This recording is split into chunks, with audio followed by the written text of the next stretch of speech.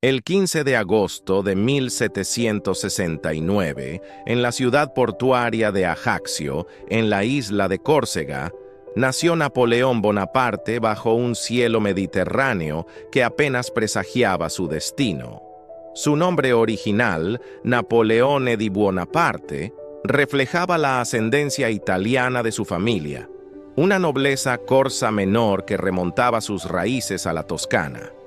Sus padres, Carlo María Bonaparte y María Letizia Ramolino, tuvieron 11 hijos, de los cuales Napoleón fue el cuarto.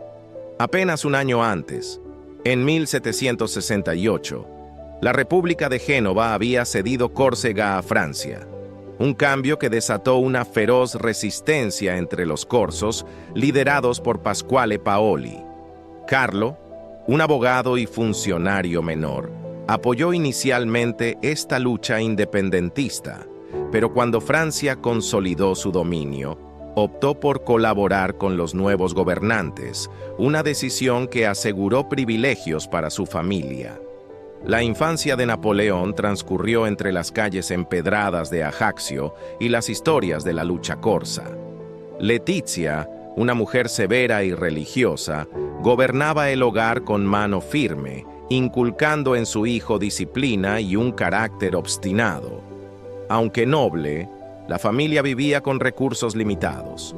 Carlo trabajaba incansablemente para mantener su estatus, mientras Napoleón crecía admirando a Paoli, el héroe exiliado que encarnaba el sueño de una Córcega libre. En casa se hablaba corso, y el joven se sentía más isleño que francés. Sin embargo, Carlo vio en la dominación francesa una oportunidad. Gracias a sus contactos, obtuvo una beca para que Napoleón ingresara a una escuela militar en el continente. En 1779, con solo 9 años, Napoleón dejó Córcega y llegó a la escuela militar de Brienne, en Francia. El cambio fue brutal. Su acento corso al hablar francés lo convirtió en blanco de burlas entre sus compañeros, hijos de aristócratas ricos que lo veían como un extranjero rústico. Su origen modesto y su ropa sencilla lo distinguían aún más. Pero Napoleón respondió con introspección y esfuerzo. Se refugió en los libros, devorando obras de Plutarco, Tito Livio y Julio César, cuyos relatos de conquistas alimentaron su imaginación. En matemáticas, historia y geografía, destacó con una mente analítica que asombraba a sus maestros, mientras su interés por la estrategia militar crecía con cada lección. A los 15 años, en 1784, ingresó a la École Militaire de París, la institución más prestigiosa de Francia.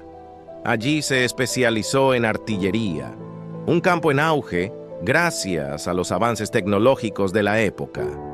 La vida en París lo expuso a un mundo más amplio, pero también a la tragedia. En 1785, Carlo murió de cáncer de estómago, dejando a la familia en una situación precaria. Napoleón, ahora responsable de apoyar a Letizia y sus hermanos, aceleró sus estudios, graduándose en un año en lugar de los 3 habituales. En 1785, a los 16 años, se convirtió en subteniente de artillería y fue destinado al regimiento de la Fère en Valence. Aquel joven solitario, con su acento marcado y su ambición ardiente, dejaba atrás Córcega para forjar un futuro que cambiaría Europa. Su formación lo había moldeado, disciplinado, brillante y listo para aprovechar cualquier oportunidad que el destino le ofreciera. En 1789, cuando Napoleón tenía 20 años, la Revolución Francesa estalló como un trueno sobre un reino en crisis. La toma de la Bastilla el 14 de julio marcó el inicio de un torbellino que derribaría la monarquía de Luis XVI. Como subteniente en Valence, Napoleón observaba con fascinación. Su lealtad estaba con el rey, pero su formación ilustrada lo atraía hacia los ideales de mérito e igualdad que los revolucionarios proclamaban. Francia se desgarraba entre la Asamblea Nacional Constituyente y una aristocracia aferrada al pasado, mientras la guerra con Austria en 1792 abría un nuevo frente. En Córcega, Pasquale Paoli, ahora aliado con los británicos, rechazaba la revolución, forzando a Napoleón a elegir. En 1793 rompió con su héroe de infancia y huyó con su familia a Francia continental, abrazando plenamente su identidad francesa. Ese mismo año, su oportunidad llegó en Toulon. El puerto, vital para la marina francesa, había caído en manos de monárquicos y británicos. En septiembre de 1793, como capitán de artillería, Napoleón se unió al asedio republicano. Con solo 24 años, demostró un genio táctico precoz. Identificó las colinas que dominaban el puerto como el punto clave. Posicionó cañones con precisión y lanzó un bombardeo devastador. En diciembre, los británicos abandonaron Toulon y la victoria lo catapultó a la fama. Ascendido a general de brigada, Napoleón se convirtió en un héroe revolucionario, atrayendo la atención de Maximilien Robespierre, líder del régimen jacobino. Sin embargo, su ascenso estuvo a punto de derrumbarse cuando Robespierre fue ejecutado en el golpe del 9 de Thermidor, julio de 1794. Asociado a los jacobinos, Napoleón fue arrestado por 2 semanas, liberado por falta de pruebas, pero relegado a la oscuridad. Sin empleo fijo, vivió en París en condiciones modestas, dependiendo de contactos para sobrevivir. Su suerte cambió el 5 de octubre de 1795, el 13 de Vendimiario, cuando los monárquicos intentaron derrocar al Directorio, el nuevo gobierno moderado. Llamado de emergencia, Napoleón defendió el régimen con una táctica brutal. Ordenó disparar cañones con metralla contra los rebeldes en las calles de París. La masacre sofocó el levantamiento en horas, consolidando su reputación como líder implacable. El Directorio lo recompensó nombrándolo comandante del Ejército del Interior y en marzo de 1796 le dio el mando del Ejército de Italia. A los 26 años, Napoleón había transformado las burlas de su juventud en respeto, listo para demostrar su genio en un escenario mayor. La revolución, con su caos y oportunidades, lo había elevado de un oficial menor a una figura clave en el destino de Francia. En marzo de 1796, Napoleón asumió el mando del ejército de Italia, una fuerza desmoralizada, mal equipada y hambrienta. Con 26 años, transformó a sus soldados con un discurso apasionado. Os llevaré a las llanuras más fértiles del mundo, donde encontraréis honor, gloria y riqueza. Su campaña comenzó con victorias rápidas. En Montenotte, 6 de abril, Millésimo, 8 de abril, y Dego, 14 de abril, sorprendió a los austriacos y piemonteses con ataques veloces, forzando a Piamonte-Cerdeña a firmar un armisticio. El 10 de mayo, en la batalla del puente de Lodi, lideró un asalto frontal contra una posición austriaca, cruzando el río Adda bajo fuego enemigo. La victoria, aunque arriesgada, le valió el apodo de Pequeño Cabo entre sus hombres. Días después, entró triunfalmente en Milán, recibido como libertador por los radicales locales. Tras meses de combates, Napoleón doblegó a Austria. El 17 de octubre de 1797, el Tratado de Campo Formio marcó su triunfo. Austria cedió los Países Bajos y reconoció las conquistas francesas en Italia. A los 28 años, su fama como estratega y diplomático era incontestable. Sin embargo, el Directorio, Temeroso de su popularidad, lo envió a Egipto en 1798 para desafiar a Gran Bretaña. El 19 de mayo, zarpó con 35.000 soldados y 160 científicos, desembarcando en Alejandría el 1 de julio. En la batalla de las Pirámides, 21 de julio, aplastó a los mamelucos con sus cuadros de infantería, proclamando: «Desde estas pirámides, 40 siglos os contemplan». Pero el 1 de agosto, Horatio Nelson destruyó su flota en la batalla del Nilo, dejándolo aislado. Atrapado en Egipto, Napoleón regresó secretamente a Francia en octubre de 1799. El directorio estaba al borde del colapso y el 9 de noviembre, 18 de Brumario, lideró un golpe de Estado con apoyo militar. Derrocó al gobierno y estableció el consulado, nombrándose primer cónsul. En 3 años había pasado de un general en apuros a gobernante de Francia, su genio militar y audacia política abriendo un nuevo capítulo. La campaña de Italia lo consagró como héroe. Egipto, aunque un fracaso estratégico, mostró su visión global. Y el golpe lo llevó al poder absoluto, listo para transformar Francia y Europa.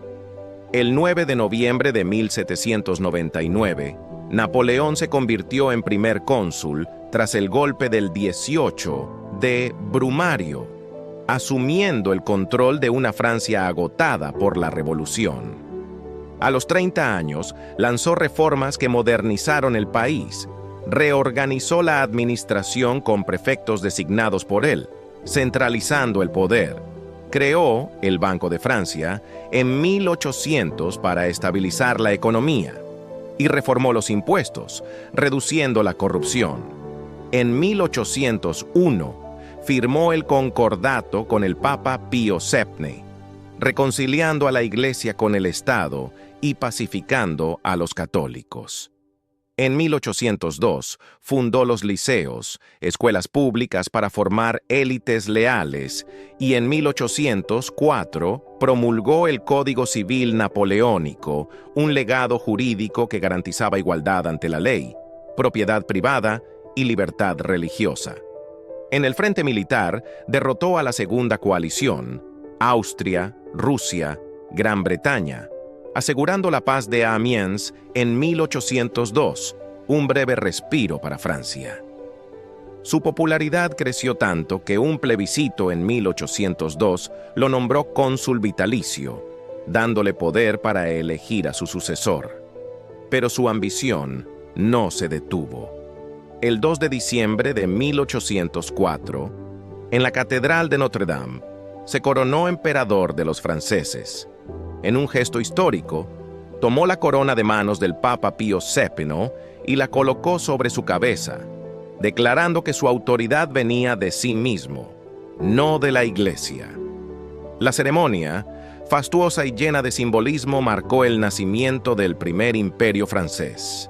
Napoleón transformó Francia en una máquina eficiente. Su burocracia centralizada, sus leyes unificadas y su economía fortalecida lo convirtieron en un líder sin igual. Sin embargo, su coronación también señaló el inicio de nuevas guerras. Gran Bretaña rompió la paz en 1803 y las potencias europeas se prepararon para desafiarlo. A los 35 años, Napoleón gobernaba un imperio naciente, su visión de una Europa unificada bajo su mando tomando forma. El consulado había sido su base. El imperio sería su apogeo, un reinado que combinaría genio administrativo con conquistas militares, dejando un legado que resonaría por siglos. Como emperador, Napoleón alcanzó la cima del poder entre 1805 y 1810. El 2 de diciembre de 1805, en Austerlitz, derrotó a Rusia y Austria en una batalla magistral, consolidando su dominio en Europa Central. En 1806, aplastó a Prusia en Jena-Auerstedt, entrando en Berlín y disolviendo el Sacro Imperio Romano Germánico. Su imperio se extendió desde España hasta Polonia, con estados satélites bajo su control. Pero en 1808, la invasión de España desató la Guerra de Independencia, una úlcera de guerrillas que drenó sus recursos, mientras el bloqueo continental contra Gran Bretaña, 1806, fracasó al dañar más a sus aliados que al enemigo. El error fatal llegó en 1812, la invasión de Rusia.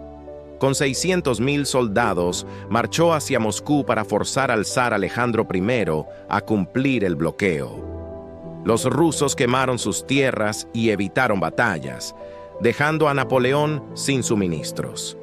Entró en Moscú en septiembre, pero la ciudad ardía y el invierno lo obligó a retroceder.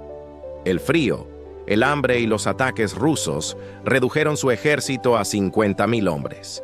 En 1813, la Sexta Coalición lo derrotó en Leipzig y en abril de 1814, París cayó. Abdicó y fue exiliado a Elba, donde gobernó una pequeña isla con 600 guardias.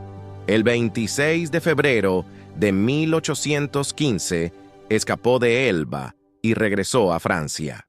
En los 100 días, recuperó el poder sin disparar un tiro, pero el 18 de junio, en Waterloo, el duque de Wellington y los prusianos lo vencieron.